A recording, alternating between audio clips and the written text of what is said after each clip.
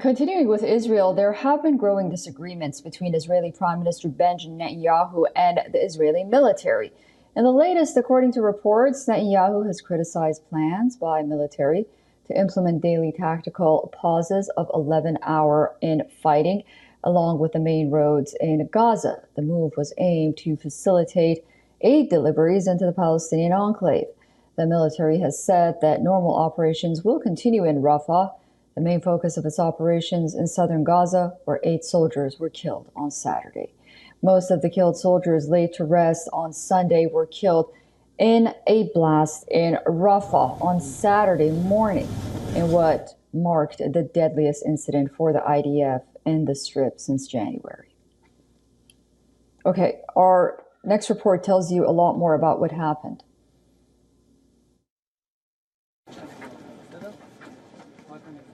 Mourners on Sunday buried Israeli military officer Wassim Mahmoud, the commander, who was killed in the Gaza Strip along with 7 of his soldiers on Saturday. At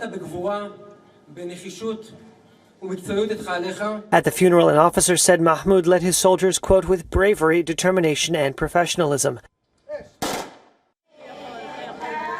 Mahmoud was a member of Israel's Druze minority, a sect whose faith draws its roots from Islam. The Israeli military said Mahmoud and his squad were traveling inside an armored personnel carrier in a convoy of vehicles in the southern city of Rafah on Saturday. Here's Army spokesperson Daniel Hagari. According to the information we have, at this point a strong explosion occurred in one of the engineering vehicles in the convoy, apparently caused by an explosive device planted in the area or as a result of an anti-tank missile being fired.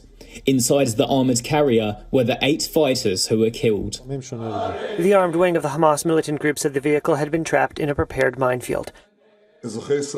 Israeli Prime Minister Benjamin Netanyahu on Sunday called the casualties, quote, another heartbreaking price in our just war for the defense of our homeland. And he pledged again to stick with his military objectives, the destruction of the Hamas militant group and the return of all Israeli hostages held in Gaza.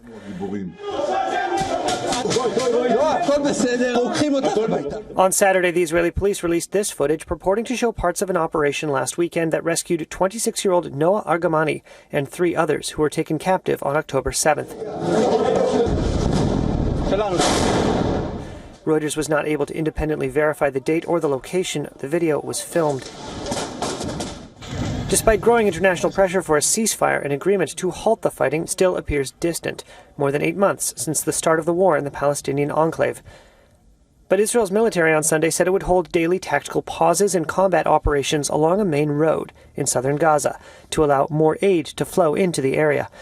The war erupted when Hamas fighters rampaged through southern Israel on October 7th, killing 1,200 and taking more than 250 captives, according to Israeli tallies.